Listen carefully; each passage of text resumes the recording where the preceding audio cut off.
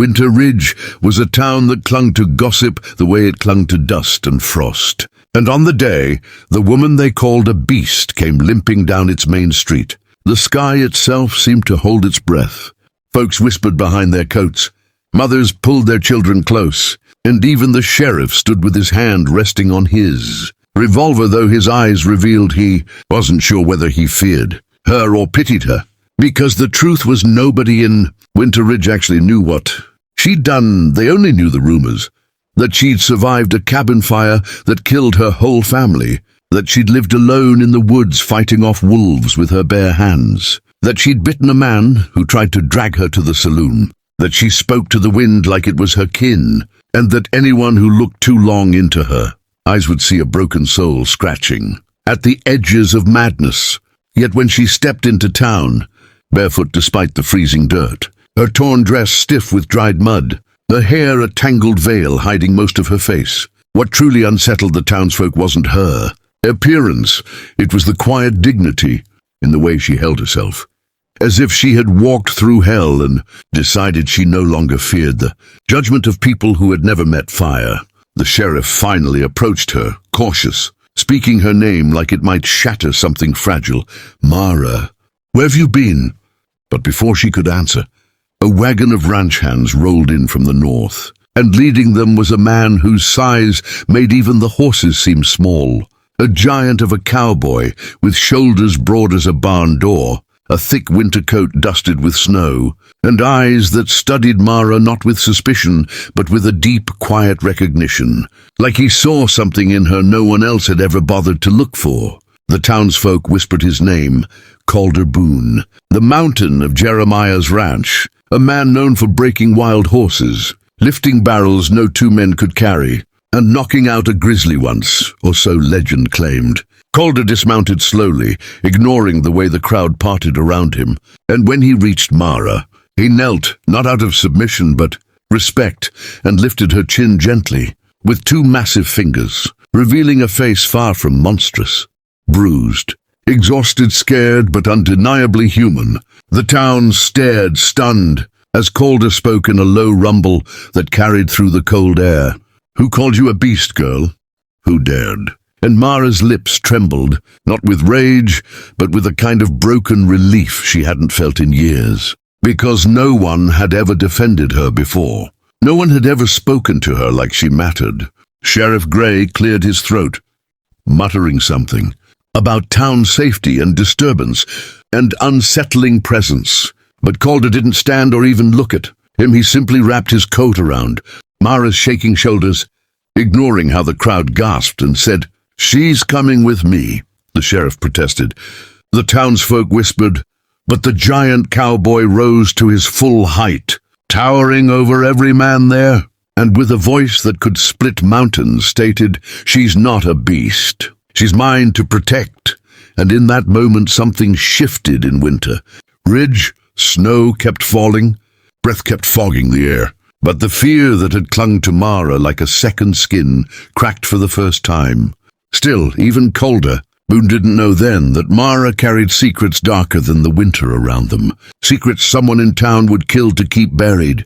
And though Calder's declaration shook the street, Mara's soft whisper shook his soul even more.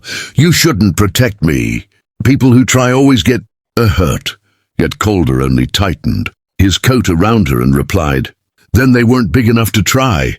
And with that, the giant cowboy walked her through the stunned crowd, unaware that on every porch, behind every frosted window, eyes watched them with dread, because Winter Ridge had long decided what Mara was, and towns don't easily let go of their monsters, even when the monster is just a wounded woman who finally found someone willing to stand beside her. Calder Boone didn't fully understand the weight of what he'd done until he led Mara into the warmth of his ranch house, closed the door against the cold, and finally saw her flinch at the sound of cracking firewood like it was a gunshot. The giant cowboy, who could break stallions and lift timber beams alone, found himself moving slowly, gently, because something in Mara's eyes told him she'd lived too long expecting pain to come from every direction. And when she whispered thanks so softly, he almost missed it. He realized this wasn't a woman. who feared the world. This was a woman who feared herself, or more precisely, what people believed she was capable of doing. Night fell heavy over the land as Calder warmed soup on the stove, and Mara sat wrapped in his coat like a sparrow inside a bear's shadow, trembling less from cold and more from memories clawing at her ribs. Outside his cabin window, the wind howled across the open fields, carrying with it the distant echo of Winter Ridge's gossip. Because a town that builds stories out of fear never sleeps when the source of that fear suddenly walks free. Calder, unaware of the whispering storm growing miles away, sat across from Mara and asked, in his deep rumbling voice, what no one else had bothered to ask in years, "What really happened to you?" Mara looked into the fire instead of his eyes, her voice breaking like thin ice as she spoke of the cabin fire.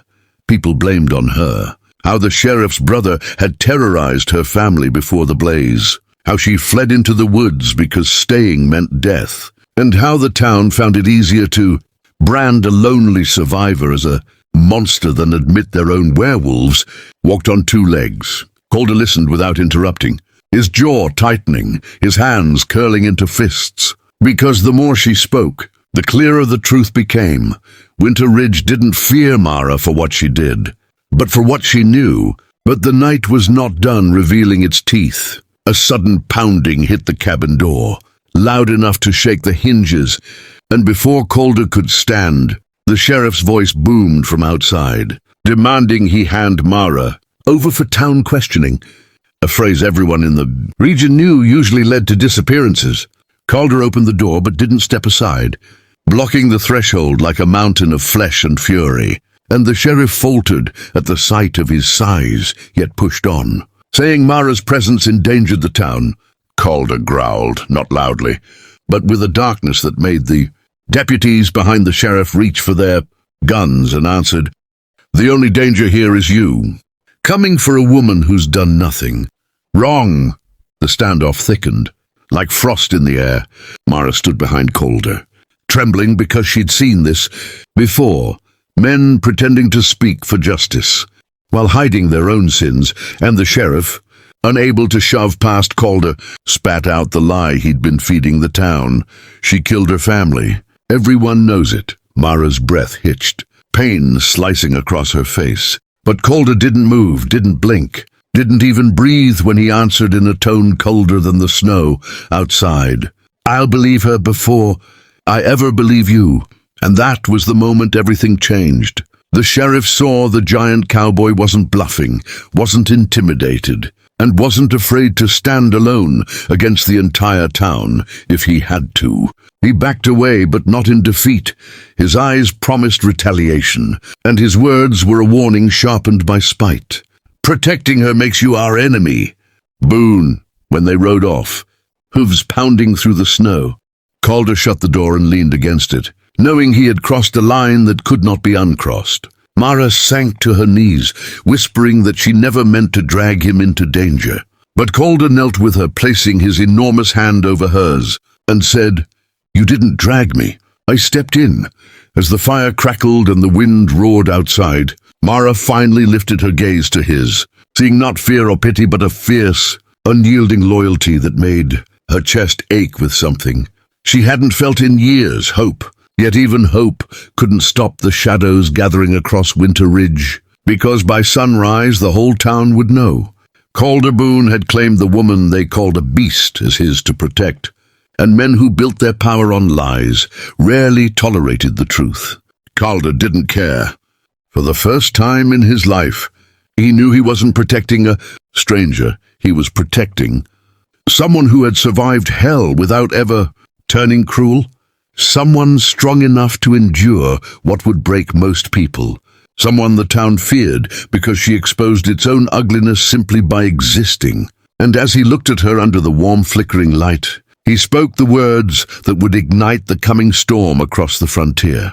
"You're not a beast, Mara. You're my woman now, and I'll face every damned one of them if I must." Outside, the wind screamed like an omen, and from the distant streets of Winter Ridge, lanterns flickered as townsfolk whispered, gathering their courage for whatever reckoning dawn would bring, because when a giant cowboy chooses a woman, the whole town tried to bury. The world knows something unstoppable is about to rise from the ashes.